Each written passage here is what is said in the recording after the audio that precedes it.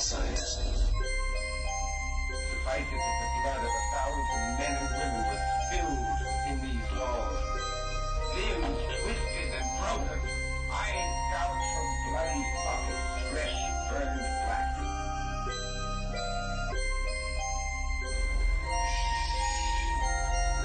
Please. No way for dead.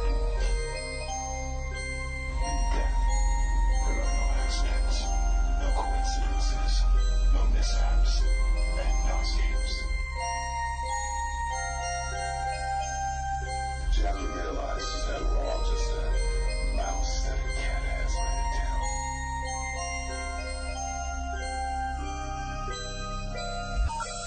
The number you have reached, 911, has been changed to a non-published number. Pat, are you with us? Yeah, right here. How you doing? Oh, doing fine. Great. So Great. tell us how you got involved in this whole Bell Witch thing, and kind of give us a little background for people that may not know exactly what the legend is. Okay, well, the legend of the Bell Witch dates back to the 1817 to 1821 time frame in Middle Tennessee and centers around the family of John Bell, who moved here with his family from North Carolina to start a large farm and plantation. They moved about 1804, and things went well until about 1817, and that was when he began seeing some strange creature-like things out in the field, and some of his children began complaining of seeing strange-looking people just show up in the pear orchard and seemingly disappear. And they didn't really know what to think about it. You know, that early on, they thought maybe some people were playing pranks. But as time went on and winter set in, they started hearing strange sounds coming from the ceiling, from the sides of the house, and eventually it got to the point where the children would feel their bed covers being pulled, and when they tried to hold the covers up and resist, the children would be smacked across the face. Oh, man. Wow. Yeah, and they would wake everyone up with their cries and screams, and of course the parents would rush in there but wouldn't find anything. I mean, they wouldn't find any sign where any of them had been up trying to trick the other one, but they would find handprints on the faces of the children. And this activity escalated over a period of time, so that it was happening just about every single night. And about that same time, they began hearing faint whispers in the house, and they couldn't really make them out. Strange knocking sounds, not just on the walls anymore, but on the floor, the sounds of rats gnawing at bedposts, a whole host of really eerie things. And it just scared them to death. And the father, John Bell, he accepted the fact that they were dealing with something well beyond their control, and something that was very sinister, obviously. And he swore his family to secrecy, simply because he feared repercussions from the church, where he was an elder. Oh, yeah. And, and they kept it a secret for about a year. And over that 1 year period, all of this just became worse and worse to where they just couldn't stand it. They couldn't sleep at night. Then they had chores to do on the farm during the day. They could barely stay awake. Neighbors began asking questions, like, hey, are you all right? You look terrible. You look like you've just seen a ghost. Right. Literally. So John Bell told one of his friends, Mr. Johnson, about it, and his best friend, as a matter of fact. And Mr. Johnson's idea was that John Bell was just getting old and his children were playing tricks on him. But that he would spend the night with that he and his wife would spend the night with John Bell and his family just to see if they could experience whatever was going on. Well, they had dinner, they had a prayer meeting, they sang hymns for a while and went to bed, no problems. Then later on in the night, according to the legend, Mr. Johnson felt his bed shaking, felt something seemingly pulling the covers down off of his bed, something trying to pull him by his hair, didn't know what to make of it, and he jumped out of bed and screamed, in the name of the Lord, who are you? What are you? What do you want? And as soon as he said that, everything stopped. I doubt he got any sleep the rest of the night. Probably not. But everything stopped, at least just for that night. And the next morning, he told John Bell that he thought it was something of a spiritual nature, some type of spirit, or perhaps even a demon, something demonic going on. and they agreed to keep it a secret, but they needed to let two of the preachers know. So they told two of the preachers, and shortly thereafter, everyone in the whole community knew about these goings-on, and they would come to the Bell home wanting to, hoping to see something, or at least hear these disturbances. And strangely enough, they actually could hear these rappings on the walls, could feel where beds were being shaken around, and the whole bit. And over time, these faint whispers gained in intensity and clarity, eventually to the point where they could be understood.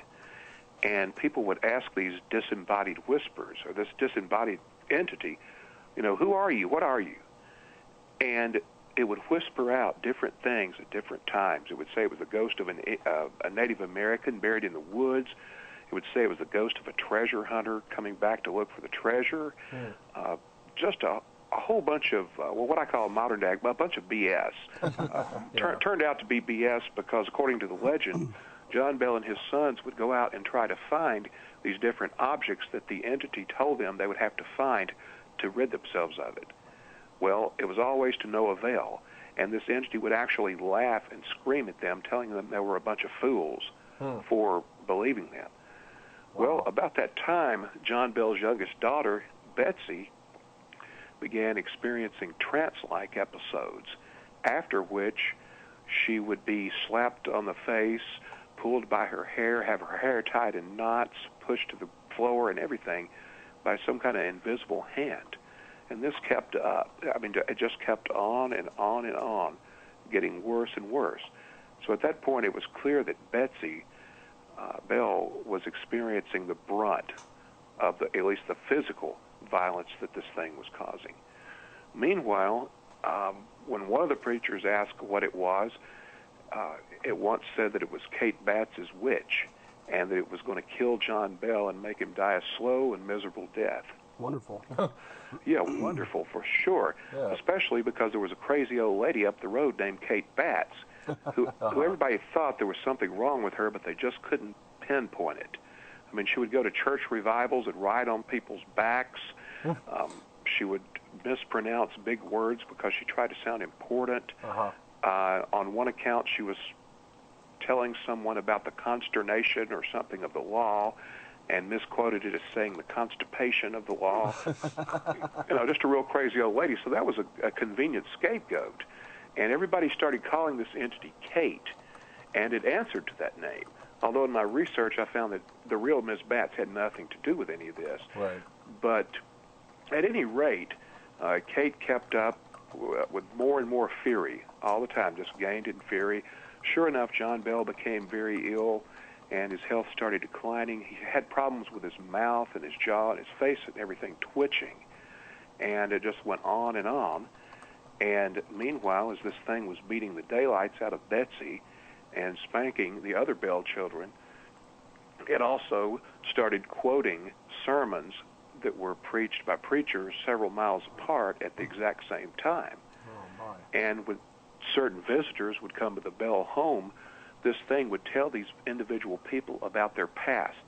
And it would tell them about things that they were about to learn upon getting home. It would tell the Bells about what was going on in back in North Carolina, and the Bells would find out later that those things were really going on at the time. Wow. And it sounds also, like demonic influence to me. Yeah, it sounds like that. Very crazy. Then at another point, not long after that, this thing divided itself into 4 distinct entities. And these entities had different names and different voices, and they would talk, yell, scream, curse, and even sing amongst each other each night in the Bell home. And it was just the most scariest part of the story, in my opinion. And on one account, they thought they even saw these 4 entities in the form of a lady and 3 small children out in one of the fields one time, and they fired some shots, and the entities disappeared. And that went on for a while. And then this thing professed a strong dislike at the idea of Betsy Bell's engagement to her sweetheart, Joshua Gardner. He kept telling her not to marry him.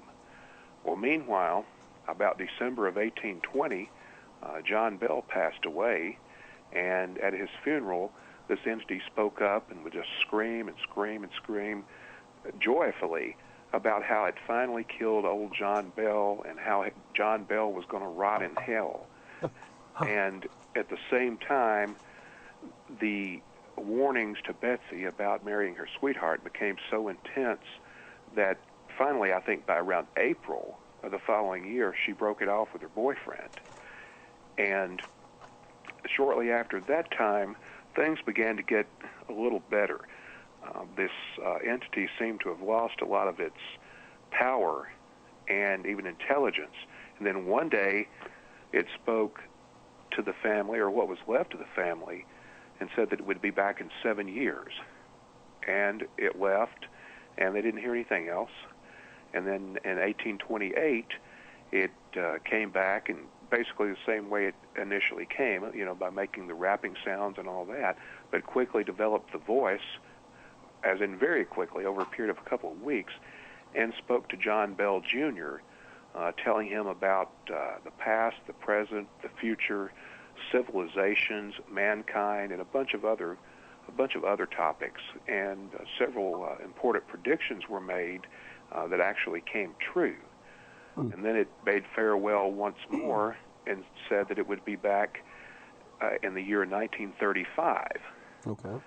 Well, some people say the Bell Witch came back in 1935, and some people say it never left the place. And ever since the early 1800s, and even today for that matter, people have always complained about strange things happening there in the area.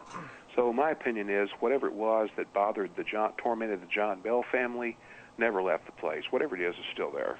Now, how far are you from this place? Where I live right now, I'm about 15 minutes from the place. Ooh, that's spooky. That's a little too close for comfort. Yeah, especially if you research it as much as you have. Have you ever encountered any mysterious things out there yourself? I've had a couple of strange things happen, but I wouldn't go so far as to say they were the result of the Bell Witch or whatever force there is over there in that area. I mean, I've taken some video where rabbits were involved, and when I played it back, the rabbits were no longer on the tape. And it's kind of odd because, according to the legend, the Bell Witch manifested itself in the form of a rabbit on several occasions. The animal that John saw, wasn't it like a cross between a rabbit and a dog or something like that? Right, yeah. The original legend describes it as a cross between the two, and it may very well have been a strange, unexplainable animal, but then again, it could have been a hare as well. That's true. The area of Robertson County, isn't that kind of in the neck of the woods of the mound builder civilizations, right? Am I? That's right. There were the mound builders, and later on, the Cherokees and the Chickasaws, and I believe a few of the Creeks used it as a hunting ground. But it was definitely mound builder territory, and there's a lot of old mounds there in that area, a lot of Native American graves. And are there any myths from the Native American folklore describing any malevolent forces there in their time, or anything spiritual of nature? Well, I've learned quite a bit from Native Americans in my research, interviewing them and discussing the legend. I think the thing that stands out the most is a Native American spirit known as Trickster. And according to the Native American lore that I've been told, the Trickster spirit was malevolent in nature and would manifest itself in different forms, basically, trying to trick the person that it was after. And the apparition of the dog rabbit, the large bird, the dead woman hanging from the tree, and a lot of other apparitions fall in line with the Trickster Native American spirit, which I would kind of, I guess, classify as maybe a shape-shifting type entity. Okay. Well, you said in 1935 this thing was supposed to return. You don't know if in fact it did. No, I sure don't, and I don't think there really is a way to know, and that's because if you ask people who were alive back during that time, they will either tell you they don't believe in the Bell Witch, or that they believe in the Bell Witch and never saw it, or that they did see it. So there's not any definite proof that it happened, and there's a lot of conflicting accounts. Now, this John Bell's family seemed to be the ones that this thing was attracted to, and I'm assuming that then when it came back, and if it came back in 1935, then it would have come back to one of his heirs. Would that be the case if it were to come back again? Would it also for some reason, stay with the Bell family if there's any of them left? Well, if it follows the pattern, then I think that would be the case. When it promised to return in 1935, it did in fact make mention of returning to John Bell's closest or most direct descendant, and that person would have been Dr. Charles Bell, who back in 1934, 1 year prior, actually wrote a book about the Bell Witch himself. And what was his? I guess he never updated that. I don't suppose. No, he didn't. It was just a little one-shot thing, and he died about 11 years later. But nothing was heard from him about the Bell Witch after this 1934 book. And there's also some speculation that perhaps he wrote it in 1934. Just as a way to maybe capitalize off of this earlier prediction. But there's not really any proof to that either. Okay, well, that makes sense. So I guess what I was wondering is if there was, if there are some Bell relatives that are left nowadays, and if if there was another prediction made in 35 that, of when it would come again, that kind of thing. I guess that's the meat of the question, what I was trying to get to. Well, I'm not aware of any predictions made in 1935. Like I say, different old-timers have different opinions of this whole thing, and a lot of different conflicting stories, a lot of conflicting beliefs, things like that. As for the Bell family itself, I've interviewed lots and lots of them in several different states, and some of them believe in the Bell Witch, some don't. Some do have stories to tell about strange things happening, but none of them have mentioned to me, any type of prediction to coming back to one of them, during a certain time frame. Okay. Huh. The number is 800-960-2289. That's 1-800-960-2289. Call in and speak with Pat and us. Or you can call us locally if you're listening locally at 336-996-1596. We're here with Pat Fitzhugh talking about the Bell Witch. Now, Pat, you were interviewed for the movie that came out. I'm trying to think of the title. It just slipped my mind now. Help me out here. Okay, that would be An American Haunting. An American Haunting, that's it. Yeah. Now, I haven't seen the film, and I don't know. Have either one of you guys seen it? What year was it released? What was it, last year? It was in May of 2006. Okay, yeah, it was this year. Yeah, I knew it was relatively recent. I don't think it stayed in the theater very long. It's probably not even on DVD yet, though. I don't think it is. Is it on DVD yet, Pat?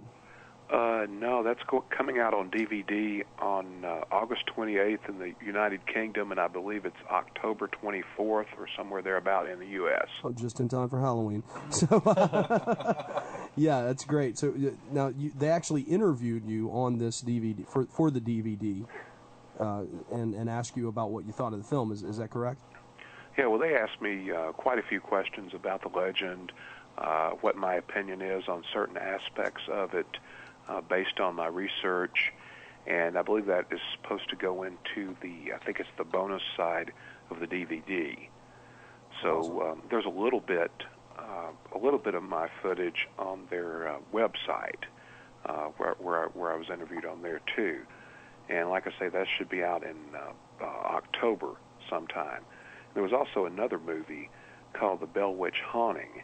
That movie was done on a much lower budget than An American Haunting, and that came out a couple of years ago, and really enjoyed that movie. It had some humor in it, but at the same time, it did a very nice job of covering, following true to the legend, and it was very, very accurate. Now they can get this on your on your site, correct? That first film, I knew you couldn't a while back. Is that still available?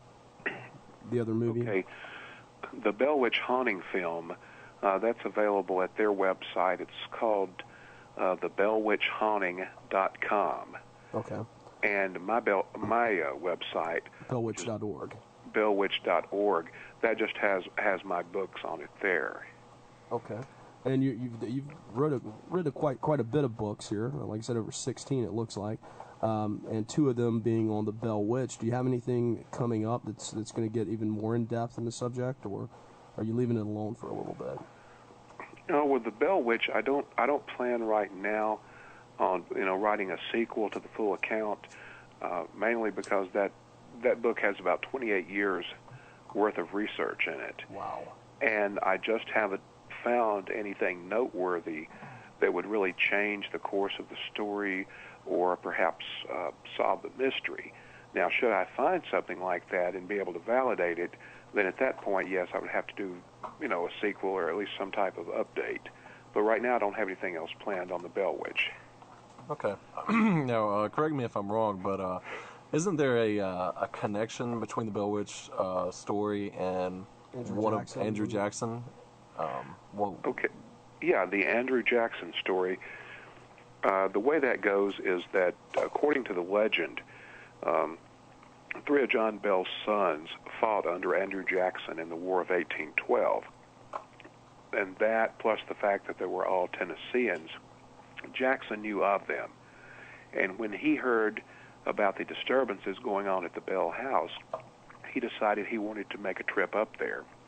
It wasn't really that far. It was about a 50-mile trip from the Hermitage in Nashville up to the Red River area. So he went up there with his entourage, and right as they got to the property line, something stopped his wagon, and it just would not go. And his men kicked at the horses. They wouldn't move. They cursed the horses. They wouldn't move. Nothing could make the horses go. They just stopped, dead standstill. Then a few minutes later, according to the legend, they heard a voice coming from up in the trees that said, "Go ahead, General, you can go now, but I'll visit you again tonight." Wow. And at that point, the horses started back up, and they made it on up the lane and right there to the Bell house, where they enjoyed a good conversation, good dinner, no strange events whatsoever until they went to bed, or when they were about to go to bed that evening. And at that point in time, it was when one of Andrew Jackson's sidekicks started bragging to the Bells about his abilities as a quote-unquote witch doctor, and that he could rid any place of any type of supernatural entity. He had his gun, and he had a special silver bullet, and that if there was any kind of haint, entity, witch, or whatever bothering the Bell family, that it would go away because he knew he would get it away from there. Mm-hmm. Well, about that time, he received a swift kick to the posterior region from some invisible entity. And when he turned around to confront whoever kicked him, he realized there wasn't anybody there, and he got slapped across the face. Then he got kicked in the posterior again and kicked right out the door. Then a couple of minutes later, the entity's voice spoke up and said, "Oh, that man was an old fool. He doesn't know what he was talking about. But I'll tell you something else, General. There's another fraud in your party, and I'll tell you who that fraud is tomorrow." Well, at that point, everyone, well, not the Bells because they were used to it, but everyone in Jackson's entourage were scared to death. Especially the traitor. Whoever the fraud was. Most definitely. They were scared to death and wanted to hightail it out of there. And then Andrew Jackson himself said, "No, if there is another fraud in my party, I want to know who it is, where I could deal with him. I want to stay. I want to hear what this witch has to say." Well, something must have happened later on that evening, because as of sunup the next morning, Jackson and his men were seen traveling south back towards Nashville, going through Springfield. Wow. And they never returned to the Bell farm. Huh. That's the Andrew Jackson account. Yeah. But in my research, I found that Jackson did in fact own property not far from the Bells, and in some of his writings he mentions going to that property and going up there to that area by Red River. But nowhere in his writings does he mention having any contact with any supernatural entity.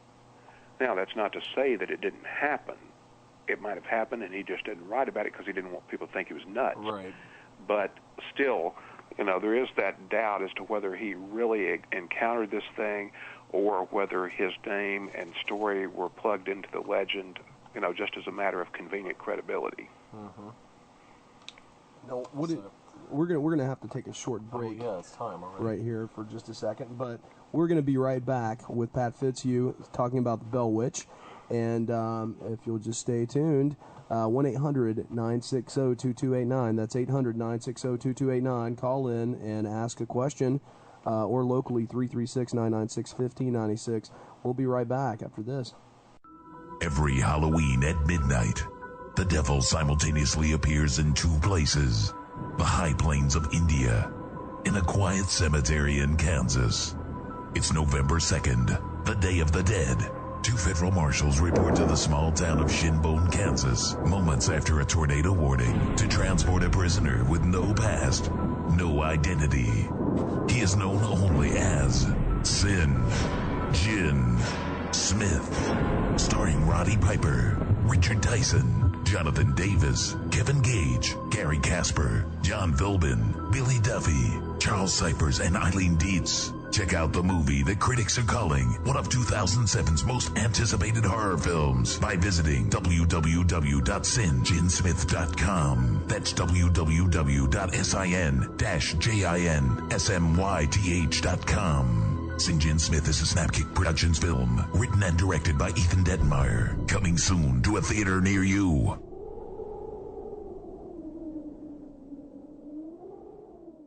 And we're back with Pat Fitzhugh here, World the Unexplained, talking about the Bell Witch. Give us a call, 800-960-2289. That's 800-960-2289, or locally, 336-996-1596. I think they're dead out there tonight. I don't know. That's weird. I think they are. Don't forget the chat room, guys. Maybe they're being haunted by the Bell Witch. And if you're feeling shy, just jump in the chat room, create a name for yourself, and if you have any questions, you can ask them. Yeah, you can post them here. It's just as well. Pat, you still with us? Yeah, sure am. Okay. Over the break, I guess it was one of the things I was pondering. The Bell Witch seems to be it seems to be a geographically placed entity in the fact that, it sort of haunts a particular region. However, it also seemed to have a certain anger or wrath towards, John Bell and his family. And I guess really what the question was, was there something in John Bell's history or family past that would kind of draw on the anger of such a spirit, or was it just simply the fact that he was in the Bell Witch's turf, so to speak? Okay, well that's a very good question. I'm glad you asked it. I haven't been able to find anything that I would call really bad with John Bell's character or past history. I did find where he had a couple of run-ins, things that basically turned out to be run-ins with his neighbors a couple of times, but nothing that I would consider really bad. And, it's interesting. It's a very interesting thing to ponder as to whether this thing was really attached to the Bell family or whether it was something attached to the land and they just happened to be at the wrong place at the wrong time. A case could be made for either one. Personally, I think this thing was more attached to the land than it was the Bell family. Because, people have been experiencing things ever since then, right there in that same area. And there's also great potential for that simply because archaeologists have found many, many Native American graves right there underneath where the Bell farm was. And there's a lot of Native American lore in the area, and a lot of the things that happen in the legend can actually be mapped back to the Native American lore. And there's also several caves on that property, one in particular, but several caves on that property where people have investigated and found what they thought was like a vortex or a gateway, to another plane of existence even. So you have all that evidence there supporting the idea that this thing was attached to the land more so than the Bells. Yeah. But on the other hand, on occasion, the Bell children would go to other people's homes to sleep, and this thing would follow them there and harass them there. And according to the legend, once upon a time, John Bell discussed the idea of moving to another state with his family, and this thing allegedly spoke up and said, well, you can move to the end of the earth, and it won't matter because I will be right there with you. So that there tends to, support the theory that it was more after the Bells. One interesting thing to note is that I've not been able to find anything significant that happened on that land or even in that area prior to John Bell's arrival. In fact, actually, the first 12 years of his residency, nothing weird happened. So, I found that kind of weird. But ever since 1817, there's been strange things happening there, and that land has always remained in his family. I mean, even today, the land is owned by a private foundation, but that foundation, or several of those members, are actually direct descendants of John Bell, and his direct descendants have always owned that chunk of land. Huh. Now, I don't know if this is sidetracking or not, but you did just mention a cave where a vortex to another dimension. That's very interesting. Tell us a little more about that, if you will. Well, quite a few years ago, a group of investigators, TV reporters, and paranormal investigators brought some instruments down to one of the caves on the property and detected quite a few anomalies there, also had some anomalous photographs, and their conclusion after analyzing all this data was that there was most likely a vortex back there at a certain spot in the cave, and that essentially what may have happened in the Bell Witch case was that an event or series of events back then caused this vortex to open or actually call an entity in from the other side through that vortex, and that was when all the paranormal phenomena started happening. Huh. I guess so. I mean, it does stand to reason if that were the case that, nothing unusual happened before John Bell arrived, and then when the Bell family arrived, it started tormenting them and them alone. I mean, it does sort of beg the argument that maybe something happened. Were any of the Bell family involved in the occult secretly or anything like that? Not that I've been able to find out, but it is believed because of certain pieces of evidence that the local schoolmaster had been involved in the occult to some extent. And interestingly enough, he was never around in any of the alleged disturbances, and he very early on expressed a very deep fondness for Betsy Bell. And later, after she broke off her engagement with Joshua Gardner, he eventually married her. Okay. So that's very interesting, and it's a theory that I certainly haven't given up on, and I'm still looking at it from several different angles. And another theory, which I think is pretty heavy, or carries quite a bit of weight, is that if such a vortex truly exists, or existed at that time, that although nothing weird happened before like 1816 or 1817, there were non-paranormal things going on that caused emotions, I'd say a lot of emotional turmoil. For one thing, back in 1811 to 1812, the New Madrid earthquake, a series of earthquakes shook Tennessee and several adjoining states and put everybody in fear of the Almighty, and people were rushing to churches just left and right and totally freaking out. Then also about that same time, there was a big revival movement going on called the Second Great Awakening, which took place not very far from the Bell Farm. We're talking probably 20 miles. And according to estimates, there were like 10, 20,000 people came to Tennessee for all these revivals. People started speaking in tongues and all this other interesting stuff. Gotta love those Pentecostals. Oh, yeah.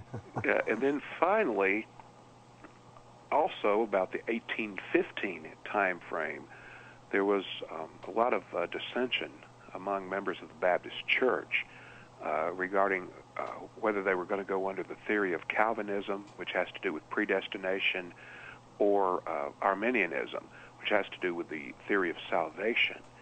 And the Baptist Church was very prominent in the area. In fact, John Bell was a member of the Red River Baptist Church.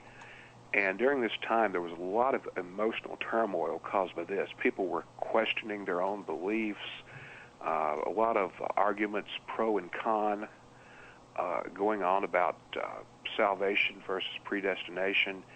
And, you know, you take all of that, the fear from the earthquakes, all the speaking in tongues and everything from the Second Great Awakening, you roll all that up into one, and there's a lot of emotional pressure and turmoil going there. And there's a theory saying that all of that energy actually evoked some type of entity, and that the entity basically fed off of all of that emotional turmoil at first, and then began to feed off of the fear that it instilled in its victims, that being, of course, the John Bell family. Yeah. And that since John Bell, you know, he was threatened with his life, told his life was end, that he was probably the most fearful. And when he died, and then shortly thereafter, when Betsy Bell broke off her engagement, so she had very little to fear, then the thing started dying down. Yeah, I guess that makes sense, though. I mean, where's a Catholic priest when you need one, right? Well, I guess that makes sense. If some kind of malevolent force is, you know, it needs that energy to sort of do its business and actually make it, and it would make itself stronger. So, what do you think? What do you think it was, yeah, Pat? I mean, you know, what's your opinion, or do you have an opinion on what you think it was? Okay, that's a question that I'm asked very often, and you know, if I want to take, first of all, I try to keep my research very balanced. Uh-huh. In other words, I don't approach it with the hopes that it was something supernatural, or the hopes that it was some type of fake thing or hoax or something. Okay. You know, I just try to stay on the fence and keep everything balanced. If I took a supernatural standpoint, I would go after the emotional turmoil theory. Okay. If I took a human standpoint, I would go after the Richard Powell theory. Richard Powell being the schoolmaster who was much more educated than anyone else in the area, and who had every reason and motive to accomplish what Kate accomplished. Huh. And there's another theory that I'm working on that would actually blow both of these theories out of the water. However, there's still a little bit of information that I need to validate before I can really discuss it or write about it. Okay. Well, that makes sense. It's more on the human side than the paranormal side. Now, I see on your website that you're going to be starting a radio program sometime soon. Can you tell us anything about that? Okay, well, I had a radio program a long, long time ago. And then the organization that had my program and some other programs just more or less vanished. I don't know, perhaps the Bell Witch got it. But it pretty much vanished. And then a while back, I was talking to someone else about the idea of getting another radio show, and that did not pan out. So what you saw there on the website is just left over, so to speak. Oh. Well, maybe we can talk about something later off the air. What do you say to that? Maybe we can fix something up here for you. Yeah, okay. Well, that's what I saw, because I saw where you had a number of things, you know, about crop circles here and some UFOs and different things like that, haunted New Orleans and just different. Oh yeah, definitely. New Orleans is my favorite city. Oh, okay. You know, I've been to every Mardi Gras they've had for the last 21 years. Even this last one with the after effects of Katrina. Well, no, I don't even count. I don't even count that one. Okay. The city's in too much turmoil to actually go down there and party. You know, Well, they still had that though, didn't they? yeah, they had what I call a watered down version of it. Yeah, it's kind of hard to. Still down there. Yeah, well, it's kind of you know hard what I'm for drinking and debauchery when Yeah. yeah, there are ruins everywhere. When you're up to your waist in water. You guys Yeah, walking around with M16s. yeah, exactly. Martial law. It kind of kills the buzz. I said, a put little the bit. drink down now, sir. No beads for you. You know, everything that's been going on down there the last year or so is just the opposite of what Mardi Gras is all about. So, you know, I'm going to hold off. I might not even go in 2007. I haven't made up my mind yet. But I did, in fact, go down there for a brief time. It was actually before Mardi Gras, but that was to actually help out some people who needed to do some rebuilding and things. Oh, that's And, nice. you know, I owe it to them. I mean, they've been nice to me over the years, so it was my turn to return the favor. But, yeah, New Orleans is one of the most haunted cities anywhere. It's totally fascinating. And I did a lot of discussion about different stories out of New Orleans and the bayous and the swamps up there, you know, in Louisiana. And I think I did some about some places in Savannah, Georgia as well. I love the swamp ghosts. So did quite a bit of that on the radio show. And a lot of people, you know, they make the assumption that the only thing I know anything about or care about is the Bell Witch. Yeah. But, you know, I'm interested in a lot of other things, even though the Bell Witch was a pet project. Oh well, you're definitely noted as probably the authority on it. The Bell Witch expert. And that's kind of cool. You know? It is, you know. I think the Bell Witch has come into play tonight, too, because I typed this thing all over MySpace today and in the Yahoo group, and I received email after email, all these people saying, I'm going to tune in, I'm going to listen, you know. But yeah, we haven't even had one phone call. Yeah, I know. I'm sorry about that. It's something that we were looking at each other and thinking about here earlier too. I think It's kind of strange. everybody's dead out there. Don't be scared of the Bell Witch. I just got back. We've got over 18,000 internet listeners and one affiliate station that's So broadcasting us we tonight. know there are people out there listening. Yeah, I mean that's pretty much, you know, y'all call in. Yeah, absolutely. Maybe I'm being too thorough with my answers. We've got over 15 on the broadband connection. That's cool. So you know. Call in 800-960-2289. That's 800-960-2289. See, we don't even charge you for the call, right? Totally. It's free. Yeah, one of the few things in life that's still free. 1-800-960-2289. Speak with us and Pat. We don't care who you are. Call in. If you are the Bell Witch, that'll be even more fun. Just just mess with Chuck if you're going to mess with any of the three of us here. Just Chuck. He's the agnostic one, so mess with him. Try and make me believe. Exactly. 800-960-2289. We'll use the old-fashioned way, you know, Malleus Maleficarium right here, brother. That's right. We're all old school medieval. That's right. Now, you know, a lot of people have said that they think that the Blair Witch Project was based somewhat off of this Bell Witch theory. What are your thoughts on that? Total BS. Okay. The Blair Witch Project was a fictional story that came out about 1990, I think about the year 1999, about some college students getting chased through the woods and that sort of thing. Yeah. And I think, there's two places where the connection is made incorrectly. One is the name Blair Witch and the name Bell Witch. Not the same thing, but they sound kind of similar. It's easy for people to get confused. Oh, yeah. Then the other place is that prior to the release of the Blair Witch Project, there was a documentary that came out, and it made mention of the Bell Witch. And I think some people who were just passively listening to the documentary thought they were talking about the Bell Witch and that they just renamed it the Blair Witch. Then you also have the group of people who feel that the Bell Witch, my books, my website, 20-something years' worth of research, is nothing but a copycat of the Blair Witch. God. Because the Blair Witch is real, the Bell Witch is not. That has got to burn you up, too. Oh, yeah. Right, yeah. You know, it's like, who gives a crap if it's been around almost 200 years? The Blair Witch came first. So, you know, I have, you know, a few things like that I have to deal with every now and then. But to directly answer the question, there was no influence that I could tell. I've studied the legend a long time, and I saw the Blair Witch Project movie. I didn't see any similarities at all. No. I didn't either, but I'd seen some Shaky things. camcorder. I mean, Yeah. Some girl crying, maybe. I don't know. I don't know. I think we discussed this last week. Yeah, maybe. Well, I was one of the few that actually got caught up in the hype when that movie came out and thought it was me real. too, Scott. Yeah, yeah, I know. We both did.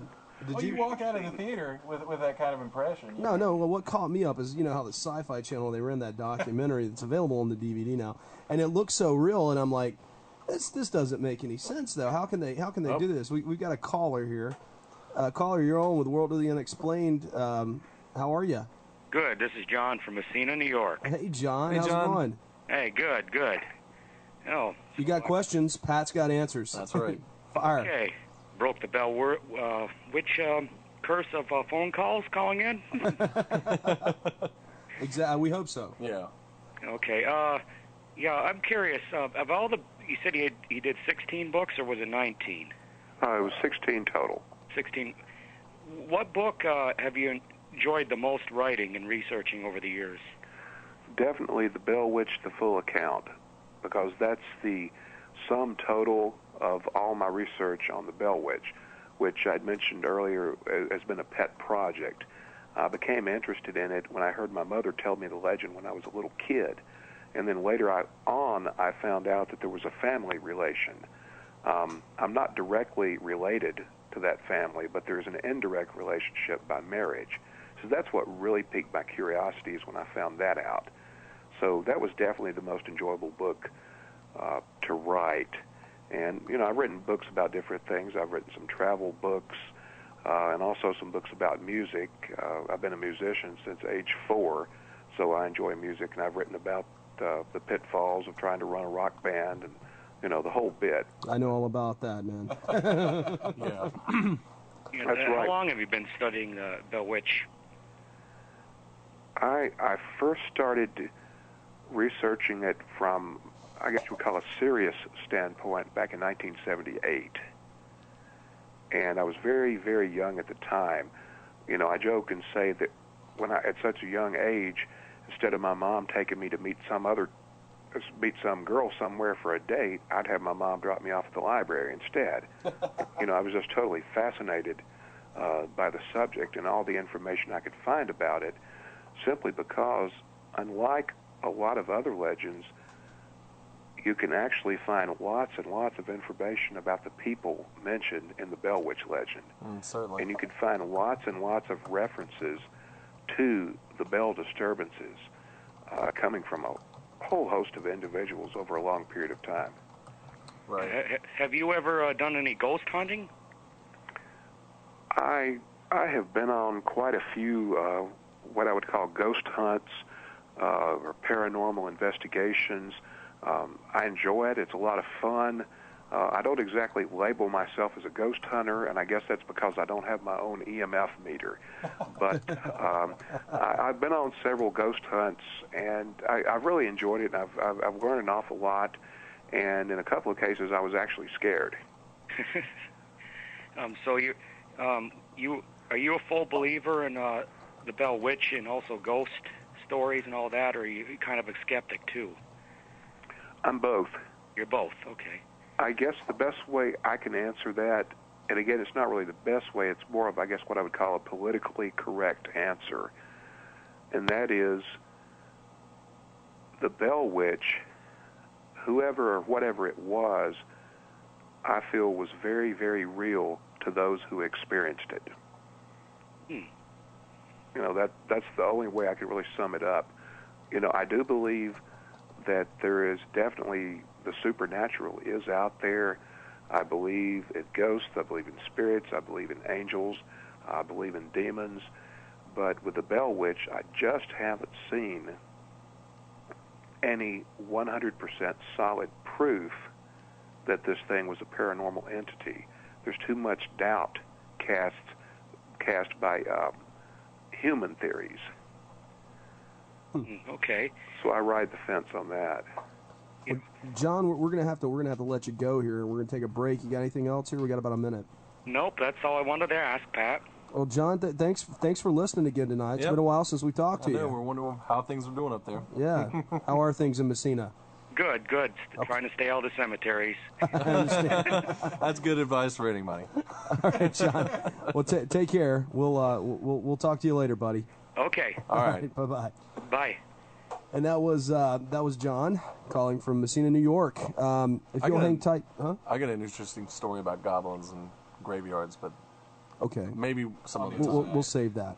We're gonna take a short break right now. I see some people have come in to chat that actually apparently knew about Pat's show tonight and wanted to call in. So since Pat's not in the chat room, I told him just to go ahead and call you, Pat. So we're going to take their call right after this break. We'll be back. See you in a bit. Roswell, UFOs, flying saucers, alien abduction. Are we alone? Information regarding this and many other questions about the unknown are only a click away at www.theufostore.com. TheUFOstore.com offers hundreds of DVDs about UFOs, aliens, crop circles, conspiracies, Bigfoot, suppressed science, ancient mysteries, and the latest DVD releases like Dan Aykroyd Unplugged on UFOs and the Alien Files 5 DVD set. TheUFOstore.com also offers the book Roswell, It Really Happened by Jesse Marcel, one of the last survivors of the Roswell UFO crash that examined the spacecraft wreckage in 1947, revealing its hidden secrets. Log on to www.theufostore.com and request a free UFO Store catalog. To receive a free catalog by mail, call 541-523-2630. That's 541-523-2630. TheUFOstore.com, the largest selection of UFO products on the internet. And we're back, World of the Unexplained. We've got a caller. This is Jen. Jen, where are you from? I'm from Memphis, Tennessee. Okay, great. My family is descendants of the Bell family.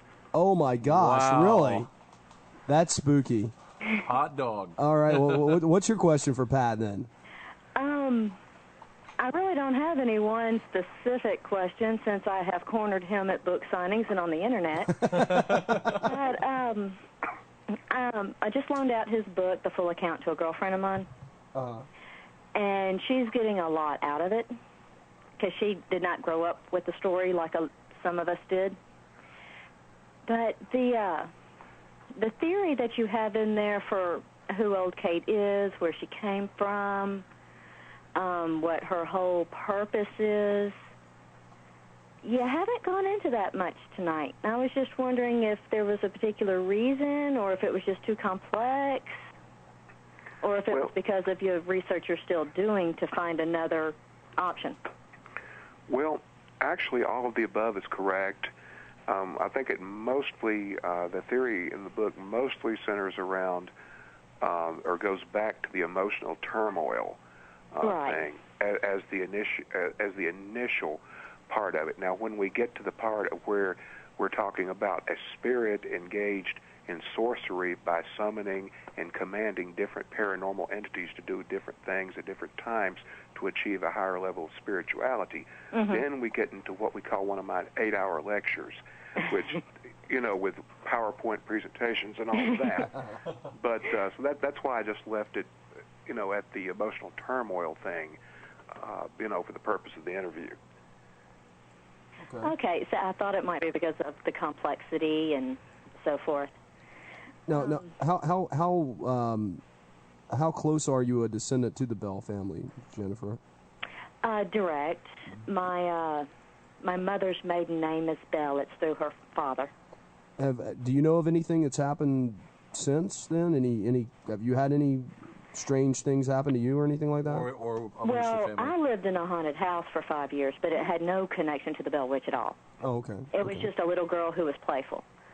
My mother, on the other hand, she had an experience when she was probably about 13, so you're talking in the early 60s, that from what I understand has happened to 2 or 3 other Bell descendants around about the same time. But I've only heard about it happening 3 times, and with all of the Bell descendants, you'd think you would hear it more often. Yeah. But it was basically she and her family had gone out of town. They come home to a house that was locked up. They left it locked up. The key would not work in the door. They had to come in through. They had to send my mother's twin in through the window to break into their own house. When he came into the window, they discovered a black dog that no one owned in the house there, inside the kitchen, that took off running and, disappeared. And all of their dishes that had been put away in the cabinets were all stacked up around the kitchen. And the only thing that they could figure was the Bell Witch. Huh. But there is no, proof that it was the witch and not something else. Well, but I have heard 2 other descendants give the same account, except in their own homes. What do you make of this, Pat? What? Well, I was just asking Pat what he made of this. Well, there could be a possible connection in that, earlier I mentioned that this entity transformed into 4 separate characters.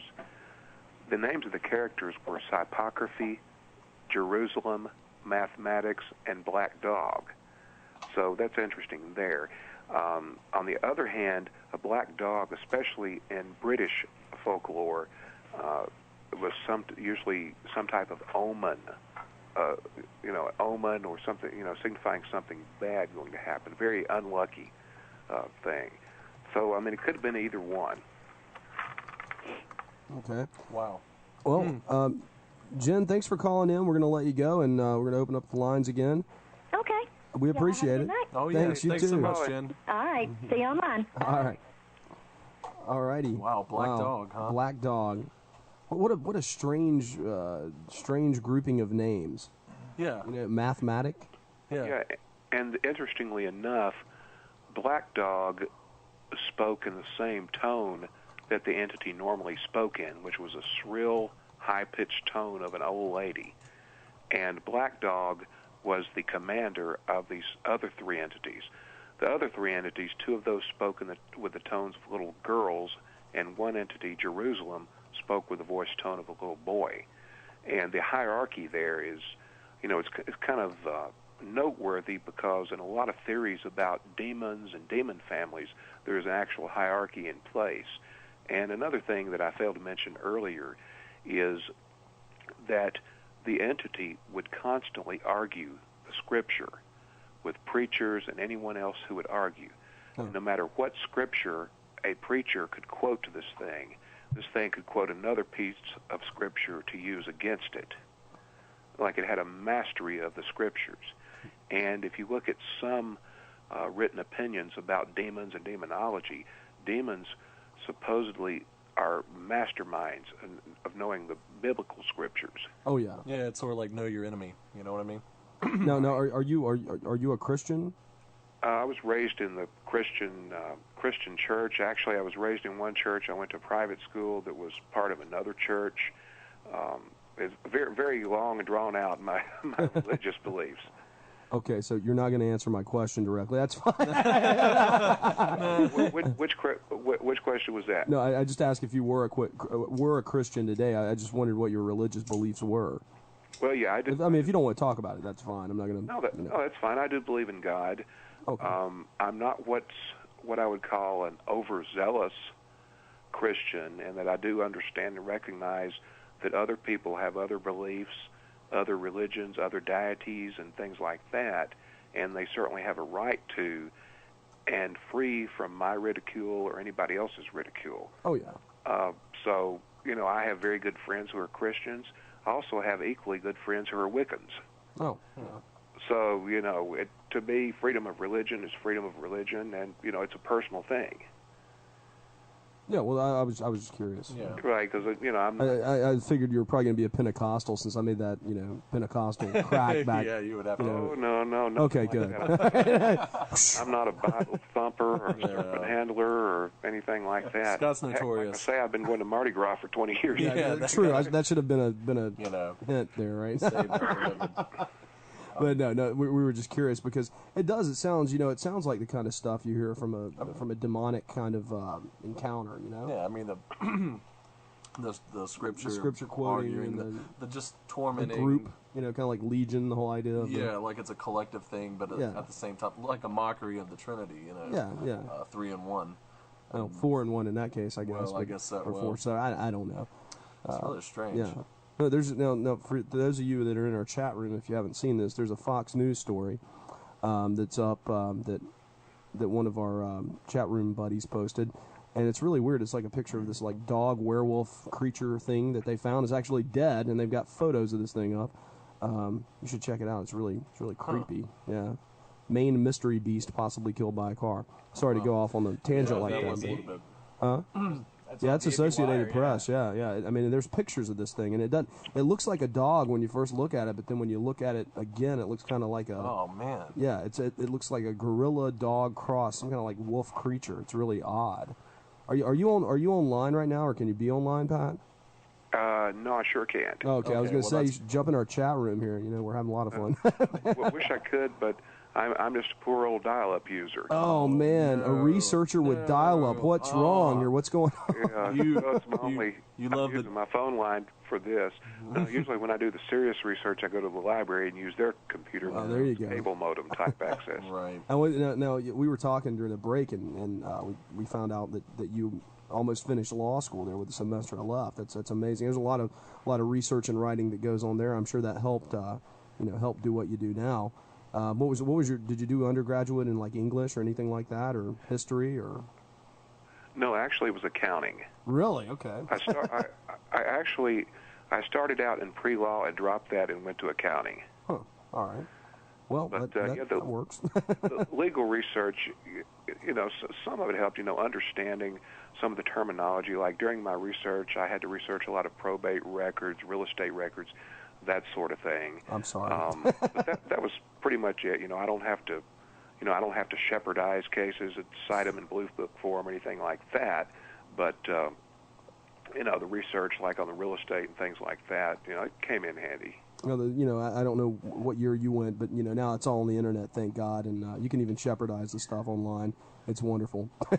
Yeah, I believe now they have something called Find Law that a lot of people use, but I use something it's called LexisNexis. Yeah, I used Westlaw. I didn't. I can use Lexis, but I just preferred Westlaw, I guess, because of the key sites and all that. Yeah, What you get used to. I have LexisNexis. I've had LexisNexis for years and years and years. Huh. I've used LexisNexis pretty extensively when I was doing papers as well.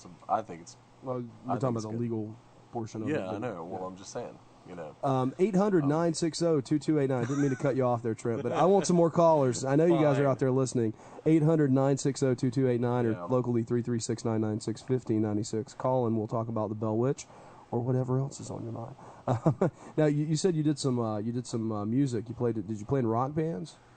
Oh, I played in many different bands.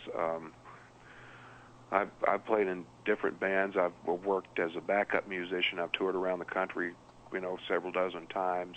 I've done a lot of background session work as a session musician. We've got a lot in common. Basically, every kind of music there is, even the music that I don't like. I hear you. Yeah. And what do you play? Do you play guitar, bass? Mainly guitar, but I also play keyboards. Okay. And I like basically everything except rap and country. I cannot stand either one of those. I'm with you on that. Yeah, like I said, we're very we have a lot in common. Yeah, I play in a band called Black Book Romance right now. We're writing one of the songs for the new St. John Smith movie that's coming out next year.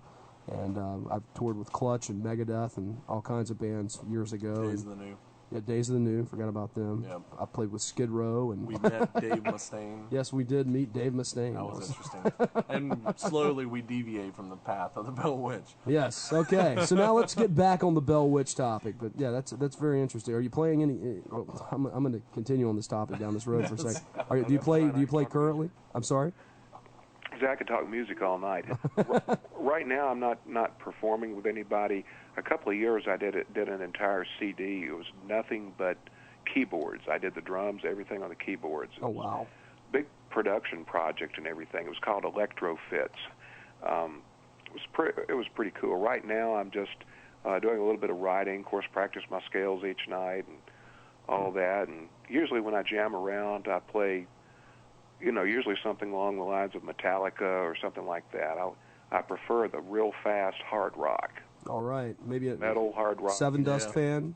Huh? What? Are you a Seven Dust fan? Okay, good. All right. We just played them during the break, so cool. All right. 800-960-2289, 800-960-2289. We know you're out there. We know you're listening. Pick up the phone and call, and we'll talk about the Bell Witch. What about the film? You saw the completed film. What about the film did you not like, and what about the film did you like? Okay, when you say the film, you're talking, I guess, about an American Haunting. The big budget one. Yeah. Okay. Okay, an American Haunting. First, let me tell you what I liked about it. Okay. I thought the scenes were very well filmed. I at first thought the idea of a filming location being in Romania is the craziest thing on earth. But it's simply amazing how similar the landscape is. And the house they chose for the Bell home was perfect in every aspect, according to the legend and descriptions of the original Bell home.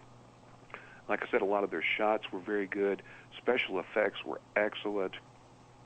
I really enjoyed that part, and for its value as a movie or a thriller movie, I really, really enjoyed it. But the key is, I went to the movie with the understanding that, number one, it's just a movie. Yeah. Number two, it's not going to be historically accurate, because almost nobody has everything historically accurate when it comes to the Bell Witch. So my expectations were to see a good, scary thriller movie and someone's take on what the Bell Witch might have been. So I was not disappointed at all. I really liked it from that angle. Now, as for historical accuracy and following the true legend, it did not show the Andrew Jackson story. It didn't show the story of the Shakers. In fact, it didn't show anything that the original legend had, except the part about John Bell being tormented and Betsy being smacked. Other than that, it didn't follow the legend, and the ending was very convenient. I won't spoil it for anybody who may not have the DVD, who hadn't seen it and they might get the DVD, but the ending was what I would call a very convenient ending, and one that's not based upon fact, but just pure speculation. So with that said, what I liked about the movie was the way in which it was made. It was wonderful. As for historical accuracy, I think the only resemblance of the movie to the legend were the names of the characters. Oh well. Now the other one you like though. Okay, Bell Witch Haunting. I think it was a very good low-budget film. They had some good special effects, great location filming, same as the American Haunting movie, the things I liked. As far as the historical accuracy, it followed the legend much more closely than an American Haunting did. So as a researcher and a historian, I tend to tune in on that part more so than I do the thriller part. Yeah. Now, for the lower budget movie, did they contact you about any of the details? Not directly. Of course, the big movie didn't, but the low budget or lower budget movie didn't contact me directly for that purpose. But I've known and been acquainted with the director and producer of that movie for many years, and we've talked about the Bell Witch off and on. So, I'm sure that quite a bit of the stuff in that movie came from information that I shared with him, or information that he found on his own, because he's a very capable, competent researcher himself. Well, that's very good. 800-960-2289. That's very good, Scott. Hey, I'm sorry. I'm trying to do 4 things at one time. Yeah, I understand. We need to get some more calls in here. Exactly. Jen could do it, so can somebody else. That's right. 800-960-2289. We don't pick on anybody yet. No, if you don't call. Yeah, she's a true diehard Bell Witch fan. It's just amazing though that she's actually related. Yeah, well, she's the kind of fan that makes all the research and the writing worth it. Yeah. Somebody that takes time to go to the website and leave a note saying that they enjoyed the book, and then tune into the interview and actually call in. That's what really makes it all worth it. It's people like that. Oh, definitely. But yeah, if you don't call, we will talk nasty about you. So be Or I will personally contact the Bell Witch through a seance and tell. What? What happened? What was that, Chuck? What was that? No, he's gonna put the mojo down on him. Oh yeah. Oh, yeah. okay, Chuck. I'm sorry. I thought something terrible. Like, oh my As far gosh, as I know. the Bell Witch is attacking Chuck. They attack all our listeners if you don't call. Scott. I'm kidding. You know. Have you guys ever heard of Ground Zero? Oh yeah, I know Clyde. Yeah. We know Clyde actually. Yeah. Clyde I Lewis. was on his show probably 7 or 8 years ago, and this lady called in and was asking a very intelligent question. She was very calm, and all of a sudden she started screaming and started saying, oh my God, there's blood coming out of my hands." Wow. And she started telling everybody she was Betsy Bell. Oh gosh. Hey, we need one of those, man. I'll even take one of those calls. You know, that sounds like a setup, and if I didn't personally know Clyde, I would call it probably that. But I've known Clyde for quite a while, and he wouldn't set anything up like that. But man, I wish I'd known that. It'd have been a great idea to throw some publicity stunts out. Well, you know, on one interview I did several years ago, I can't remember who it was with, but for some reason, all of a sudden, the phone on my end started screaming and squealing, and the connection got cut. Oh, wow. Huh. And the station couldn't get through to call me back. And a little bit later, I was on the Internet, and I have all these emails lined up. Hey, Pat, are you all right? Did something get you? What's wrong? You know. Yeah. Wow. Hilarious. So they can get your book on your website, bellwitch.org. Is that right? Yeah, it's www.bellwitch.org, and you can get the Bell Witch, the full account there, either in paperback or electronic version. And you can also get the electronic version of a book called Our Family Trouble, which was a manuscript. Oh, this is the reprint, I see. Yeah, the reprint is Our Family Trouble is a reprint of a manuscript written by one of John Bell's sons, who was an eyewitness to all of these happenings. Wow. Yeah, it's very cool. So yeah, you get both of those on there. And there's also a discussion place. We have a Yahoo group where people can get on there and discuss the Bell Witch. Anyone who wants to can join as long as their profile is filled out. Okay. If profile's not filled out, I disapprove it. Mm-hmm. But that we also have we now have a MySpace account too called the Bell Witch Information Center, and that's become pretty popular. I believe I'm up to about 1,300 and something friends right now on there. And what also a discussion group. What is that? I'm sorry, it's myspace.com/. Okay, /the_bell_witch. Okay. So it's www.myspace.com/the_bell_witch. Yeah, got Okay. that there, and it has a blog section, of course, and it has a little bit of a story written there, as well as a frequently asked questions section. And there's also a group, a MySpace group that I created, which is groups.myspace.com/thebellwitch, one word. Okay. Wow. That's a lot of stuff there. Now the books. Now you guys, I don't know if people that aren't familiar with ebooks, you basically get the ebook and it allows you to get it immediately, so you don't have to worry about waiting for the shipping or anything. And well, I'm sure it takes a little bit for it to come in, but it's pretty much immediate. You'll have it very soon. I don't know what's your turnaround time on that, Pat? Okay, on an ebook, usually it's the same day, but I publicize 2 days. Okay. And the reason for that is I looked into an automatic system that would automatically send the ebook as soon as somebody pays for it, but basically that would cost more per ebook than the person's even paying. Oh, okay. So yeah, it would go straight in the hole. It costs more than the ebook just to do that. So the way it works is they send in the payment, and they're sent an email that has a link to a personalized copy, and it's serialized, and they have to be able to type in the right unlock code and password. Okay. Yeah. Well, check that out. It's www.bellwitch.org. Did you design the website yourself, Pat? Yeah, I did it all myself. That's awesome. Looks it's good. Really good. You know. Looks better than ours. Yeah, it does. I designed ours. And it's very concise and informative. You know. Now, I see that the Bell Witch Haunting is sold out, but they could still get the ebook. Okay, ebook, yes. Okay, but you're not going to print any more of those? On the Bell Witch Haunting yes. book? Okay, probably not, simply because the interest in the Bell Witch, the full account, just totally overwhelms the Bell Witch Haunting. Okay. The Bell Witch Haunting actually came out first as a bridge book because the Bell Witch, the full account, was a couple of years late in coming out because I had some things I had to verify first.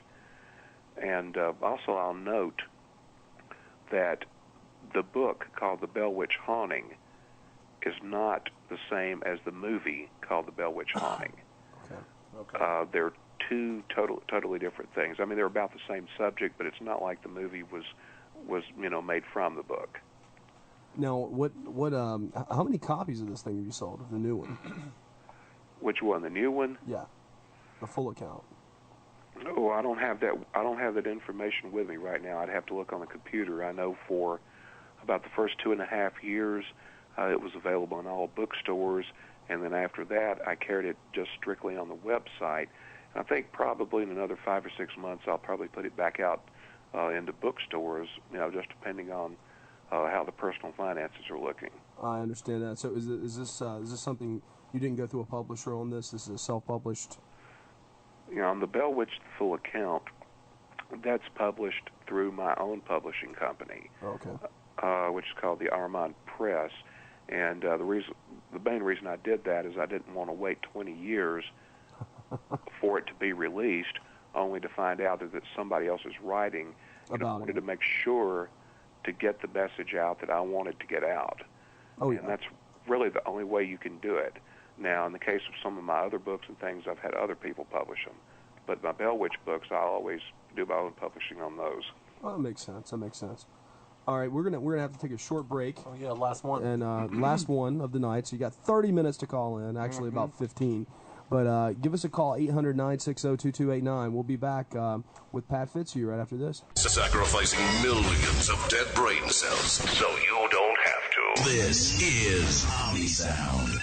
Roswell, UFOs, flying saucers, alien abduction. Are we alone? Information regarding this and many other questions about the unknown are only a click away at www.theufostore.com. The UFOstore.com offers hundreds of DVDs about UFOs, aliens, crop circles, conspiracies, Bigfoot, suppressed science, ancient mysteries, and the latest DVD releases like Dan Aykroyd Unplugged on UFOs and the Alien Files 5-DVD set. The UFOstore.com also offers the book Roswell, It Really Happened by Jesse Marcel, one of the last survivors of the Roswell UFO crash that examined the spacecraft wreckage in 1947, revealing its hidden secrets. Log on to www.theufostore.com and request a free UFO Store catalog. To receive a free catalog by mail, call 541-523-2630. That's 541-523-2630. The UFOstore.com, the largest selection of UFO products on the internet. And we're back, and we've got a caller. Lana, are you there? I'm here. I had a question for Pat, and I wanted to know if he had ever explored the area of the hauntings for the Bell Witch with a psychic. Okay, that's a very good question. And unfortunately, I don't have a really good answer to that, except that when I have been over in that area, which has been many times, just about everyone I have met has claimed to have psychic abilities, and each one of them gives a completely different take on the legend. So, whether those people are really psychics, I don't know, but I'm sure I've been with some people who are truly psychic there in the area. But again, they all give different explanations. I think probably the most popular psychic explanation I've heard is that they sensed a malevolent Native American type spirit in the area, and a spirit that's lingering, like its presence is still around. And another popular theory among psychics is that they sense that someone long ago drowned it in the river, and that may or may not have anything to do with the Bell Witch, but they picked up on the, I guess, what you would call the residual energy or something like that. But that's pretty much what I've heard from the psychic people. Well, that's interesting. Thank you. Thanks for calling, Lana. Thanks, Lana. All right, bye. Bye. All right. Okay, great. We got more callers. That's fun. Yeah, that's cool. I always like having callers. Oh, yeah. Callers are good. I don't know what's happened tonight. It's been a little slow. No, I don't think so. I mean, It's picked up. It's good. We've hit the average call. Yeah, we have. We're good. There was something you mentioned, Pat, a while back when you were talking about the movie and everything, and you're talking about the shaker connection, and I don't think we talked about that. Could you bring that up? Because I'm more interested. Okay, can you hear me okay? Yeah, go ahead. Okay, the Shakers, that group of people, I actually don't know much about them. Uh-huh. I believe they came from Pennsylvania originally, and they rode around through the southeast in different places, southeast, trying to, peddling their goods, basically. And the legend says that whenever the Shakers would visit the Bell home, which was usually like once or twice a year, that these dogs would come out of nowhere, like out of the woods, and chase their horses away and just scare them completely to death. And you never would even see these dogs or even know they were around unless the Shakers were around. That's strange. Once again, another dog reference, That's a way to pick it up, Trent. I'm sorry. I got distracted. I mean, it's hard to do it's okay. Everything. Did these black dogs sort of torment other religious figures around as well? Besides just scripture debating, I mean, were there other, acts of supernatural acts of terror that the Bell Witch would bring about on people? Bring about.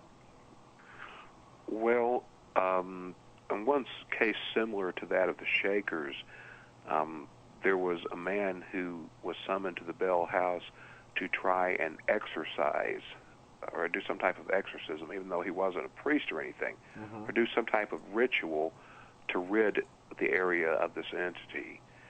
And he tried for days and days to no avail. And finally, this thing spoke up and said that he didn't know what he was doing, that he was just a fool, and he was a joke. And it told him to go, and he refused to go. Well, about that time, the Bell's dog, Caesar, suddenly became just totally furious and mean, which was totally out of character for that dog. Became really mean and gruff and stuff, and chased the man all the way to his horse, and then chased him and his horse both completely off the property. That's one strange story. Another story that I find particularly frightening is one time, I think I mentioned it a little bit earlier, where the Bell's oldest daughter, who lived away from the farm down the road at the time, noticed a very pale and strange-looking woman sandering up the road, just kind of twitching her hair, and she had these 3 children behind her. She never said a word to anybody, and when Esther Bell went up to speak to her, she just kind of looked off in the distance and just wandered across the road into another field with those 3 kids in tow. Then they began bending over small saplings and then bouncing up and down on them like they were playing, similar to, like, I guess you would do a seesaw or something. And at that point, Betsy Bell, who was there visiting, made the comment, well, that must be black dogs, typography, mathematics, and Jerusalem. That's Kate. Somebody do something. About that time, Esther Bell's husband rode up on his horse, and they told him what was going on, and he looked out from the front of the house, and he could see the saplings bouncing up and down, but he could not see the human-like figures on them. Only Esther Bell and Betsy Bell could. Only those 2 members of the Bell family saw actually saw the human-like figures. And about that, they told him to go ahead, bring his gun outside, take his gun outside and shoot anyway. And when he did, they saw the human-like figures jump off the saplings and hide behind an old log. And they saw a little boy's head pop up for just a second and then hide back behind the log. And they pointed to where Esther Bell's husband should shoot, and he fired a shot. And it took the top of the log, or the little knot on the log, right off. And they didn't see or hear anything after that. So they went across the field and looked behind the log, and there was no trace of this woman and 3 children. Just totally vanished. And there's no way they could have escaped without being detected. And according to the legend, later that night, while they were all at the John Bell home having dinner, the entity spoke up talking about Esther's husband, Alex, saying, "Man, that Alex sure is a good shot. He broke Jerusalem's arm, or nearly broke Jerusalem's arm from 75 yards out." Wow. That's yeah. That's insane. Wow. I mean, I don't even know what to make of that. I mean, was Esther's husband harmed in any way past that? No, his name was Alex Porter, and there was nothing in the legend about him ever being harmed by this thing at all.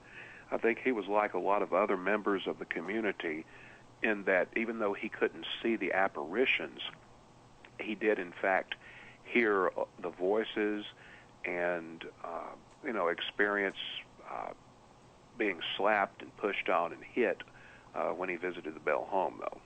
Huh.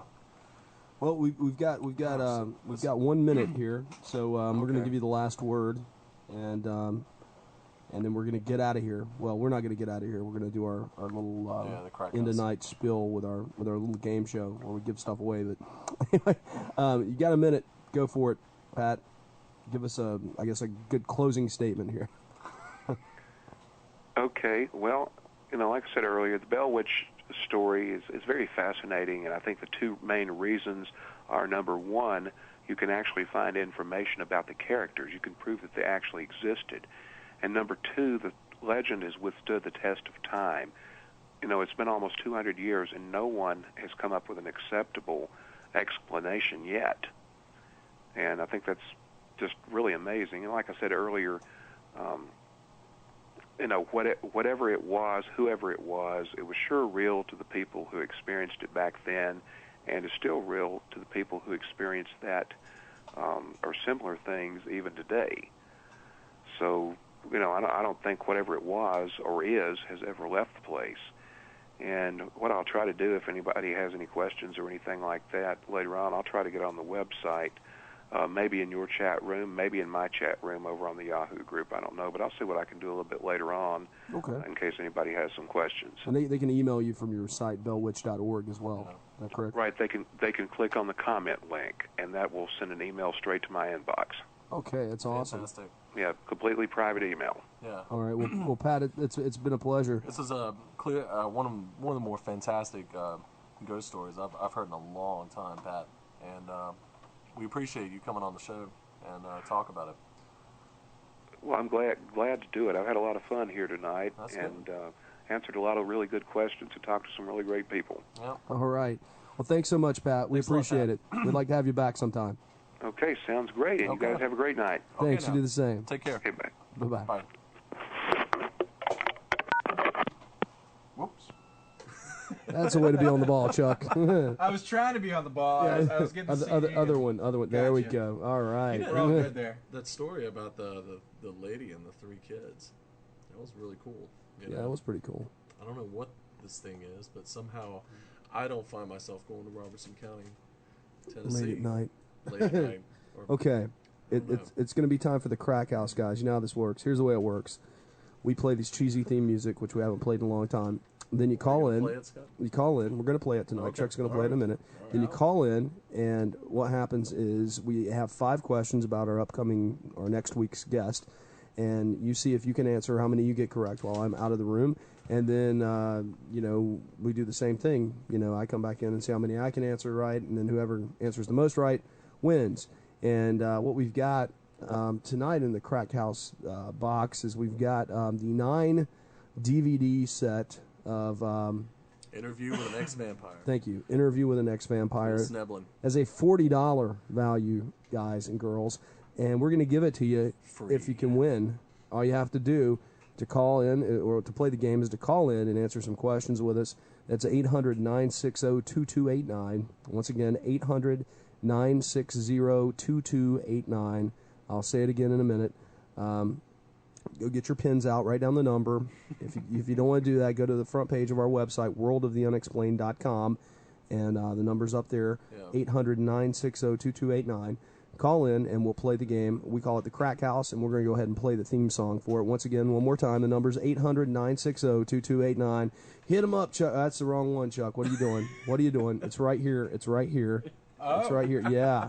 Yeah, it's right there. There you go. I didn't realize that. That's I know. Okay. This long we've only done the Crack House maybe twice. Yeah, exactly. That's true. But we're doing the Crack House. We're bringing it back. So stay tuned, guys. 800-960-2289. Give us a call. Play the Crack House with us.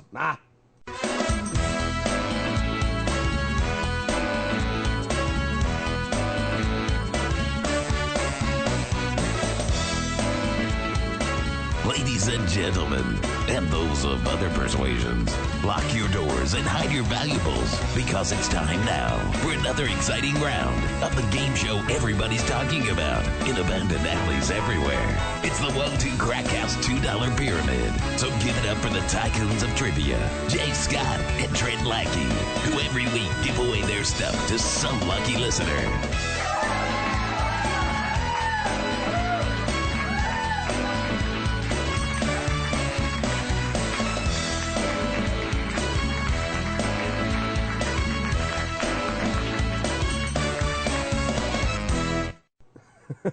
Are you saying once? Oh, Crack House Yippee. That's what one of the chat room guys. That's what John put in the chat room. Crack House Yippee. Yep.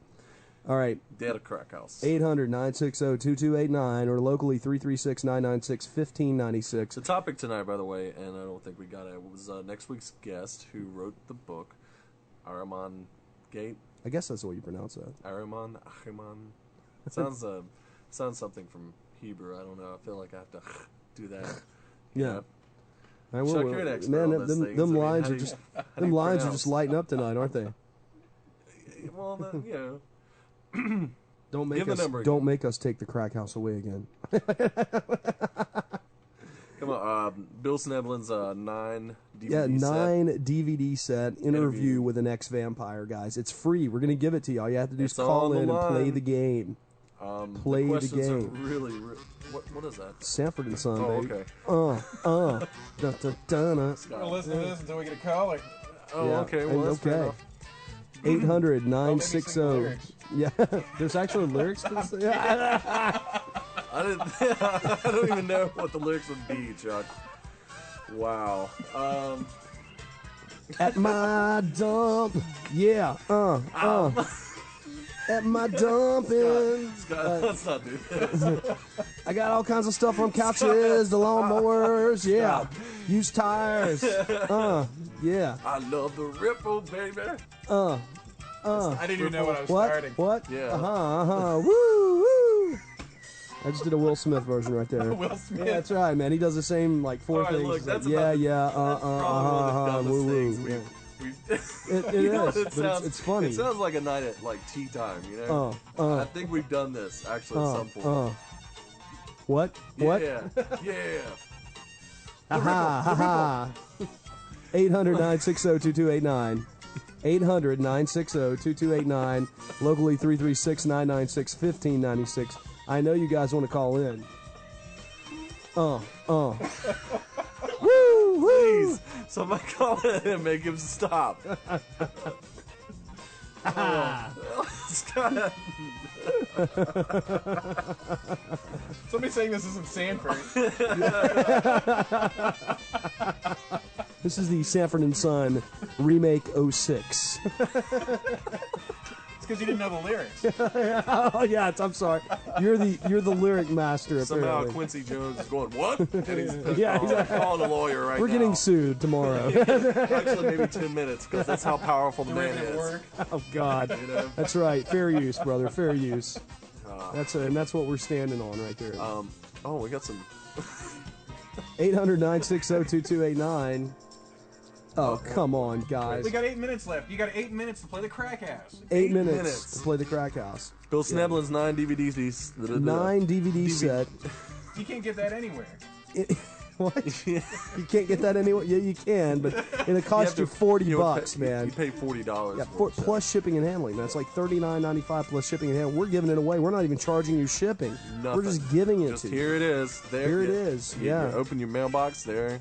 There it is. 800-960-2289. I have a feeling that we would be really bad on the shopping network. Yeah, you think so? I We just can't like- sell crap. No.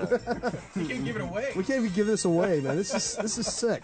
Yeah. You know, It's 9 DVDs. I know. You know, and that's a funny thing It's because really interesting too. that interview that we did with Bill. Yeah.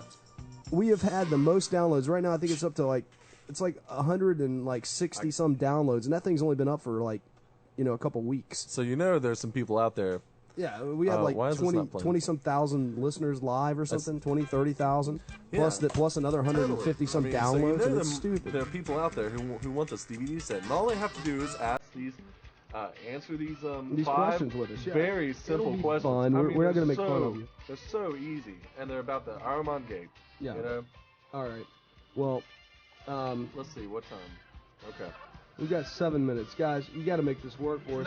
9 DVDs. You can't get this at Best Buy. That's right. No, they don't sell this at Best absolutely Buy. not. Turn that music off, please. Thank you. Good God, the music's getting on my nerves. They're probably dropping left and right. That might be. We're gonna stop. They hate Sanford and Son? No, they just hate it played on our show. That's all. Okay. Upcoming guests. Next week, Erman Gate author. Week after that, Michael Horn, the Talking Meyer contacts. Billy Meyer. Yeah, that's gonna be crazy. We've got that DVD too. Oh yeah. Yeah. Pretty interesting stuff. Yeah. Next we have Thomas Allen, the author of Possessed. And I hope that pans out for me because I haven't spoke to him in a while, and I emailed him. I emailed him like a week ago, and I haven't got like anything back. So, we may have to throw somebody in there. Let's hope not. It is September 11th, so maybe I don't know. Followed by J. Allen Danilek, Case for Ghosts. It's a very interesting book, actually. That one. Yeah, is it? Yeah, I haven't it read totally it yet. is. It's very scientific, very factual, very thorough. Followed by Michael B. Haupt. World War III. It's not with the Soviets. Followed by William like Reagan Beck, said. author of Harp's Fury. It's a fiction novel. Followed by The President's Vampire, Robert Schneck. Very cool. Followed by, this is going to be a fun one, Ed Waller, U.S. of A. versus the U.S. This is a crazy, you'll like this, Chuck. Yeah. Oh, yeah. Are you familiar with it? No, just the content from with the title. It sounds awesome. Yeah, followed Right up my by alley. Pamela Heath and John Climo. He's probably Climo.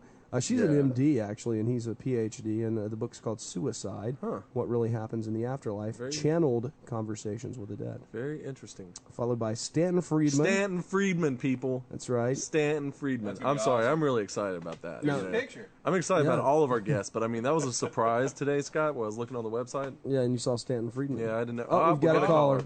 Here we go. Oh. Did you hang up on the caller? No, it's the other line, man. It's the other line. Oh, I'm sorry. Yeah, I apologize. Caller, are you there? Yes, I'm here. Oh, who's this? It's John. Oh, John. Thank you. Thank God Johnny's somebody back. called. Somebody called, man. Thank God, Fantastic. John, you saved us. You stopped Scott from doing that awful. Yeah. I wonder how bad I'll bomb. We'll see. Trust me. These questions yeah. are not all that difficult, I don't think. I want to mention one other thing real quick, actually. Well, two other things, John, so just hang tight with us. I want to mention two other things real quick before we play the game. One of those is we have an October 30th special Halloween show, and I'm going to leave that a surprise until we get closer to October. We're putting some things together. It should be fun. On another note, the first weekend of December, we're going to be in Greensboro, North Carolina, at a haunted bed and breakfast. We're going to be doing an investigation, and we're going to be broadcasting live, and we're going to have John Zaffis with us. as well as the boys guys from Ghostly Talk. Yeah, Scott L. and Doug from Ghostly Talk. That's going to be great. So it's going to be crazy. That would be exciting. Oh, it's going to be. absolutely. We're going to have a be great lot of time. fun. So y'all guys got to listen. We'll probably broadcast from like 8 p.m. to like 6 a.m. or something stupid like that. I have no idea what we're going to do with it, but it should be a lot of fun. All right, you ready to play? Oh, shoot. Yeah. No, I'm not supposed to do that yet. Are you ready to play, John? Yes, I'm ready to rumble. All right, let's do it. I'm going to go out, and I'll be back. Anytime, Scott. I know. I'm leaving. Give me a break, man. Walking. Is the ticker ready? It's queued up. We're gonna wait for Mr. Smith to leave the building. Yeah, I got it. Okay, John, you ready? Yes. 5 questions. Here we go. Who is the authors of the Aramon Gate? Pass. Okay, what year was it written? What year? What? What year was the Aramon Gate written? I have no idea. Okay. What is the Aramon Gate? No idea. I'm sorry. What famous Martian structure is mentioned in the Aramon Gate? The pyramids? Oh no, that's not it. And finally, where does the story take place? Egypt? No, I'm afraid not. Guess I better listen to next week's show. I guess so. I thought they weren't too super detailed. Nah, Scott's not here, but the structure was the Martian face. And on the moon. Yeah, Mars. The Mars, the face, yeah. And okay, crap. Well, I can't give you the other answer, but I will in a minute. Sorry about that, John. I should have read up before I called. Oh, boop, oops. No, that's all right. Well, we appreciate you calling, though. Yes. Seriously. How many get? He didn't get any right. He didn't get any right? I thought you said these were easy. I thought they were, yeah. Just kind of straightforward questions, you know. The only Martian I know is from Bugs Bunny, so. Oh, okay. Well, fair enough. Go ahead and give them to me, Trent. Let's I appreciate it, John. Hang tight with us, John. We're going to see how many of these I can get. All right, Scott. All right. Whoops, that's not what I'm doing. Hey, okay. All right, Scott, you ready? I'm ready, man. Well, hold on. Yeah. Oh, shit. Scott, go. All right. Who are the authors of the Aramon Gate? Tom and Anita Horn. Right. What year was it written? Jeez, I don't know. 2005. Mm-hmm. Oh, good. What is the Aramon Gate? It's a gate that's portal to another dimension where demons live. Okay. What famous Martian structure is mentioned in the Aramon Gate? The face on Mars. I don't know what it's called. Okay. And where does the story take place? In the U.S. Yep, that's right. I got them all. Yeah. That's a first. Yeah, I know, that is the first time I've got them all. Actually, can you feel that, John? Can you? No, I'm kidding. Scott, that's mean. I'm messing with you, John. The only reason I do this because it's John. Yeah, that's man. true. We know That's John. true. I mean, you know, John, we're going to send it to you anyway because we want more people to participate. You're kidding me. No, I'm not kidding. We're going to give it to you. Oh my goodness. Yeah, that is something. Wow. Hang on the line, John. We're going to close down the show. And then we'll get your information because I don't know where I put it from last time. So, but hang on the line, and we'll be right back with you. It's really interesting, John. You'll like it. Yeah, I bet. All right, hang tight. All right, and well, I guess that's the show. That's the whole thing. Well, that's the show. We out, bling. Yeah, we're out. I'll never do that again. By the way. Yeah, you don't have to cue the music. We're out of time anyway. Yeah, so join us next week with Michael. Join us next week with Thomas Horn, author of Aramon Gate. We'll see you then. Scott? Yeah? Oh, I'm sorry. Yeah. I'm Jay Scott, the only JD DJ on the OmniSound Radio 1 network. I'm Trent Lackey. We're coming to you from Kernersville, North Carolina, a small town where we talk about big things. And on occasion, we try to be as professional as possible. Very, very on occasion. Yeah. Very few occasions. All right. Okay, guys, we got to go. See you next week.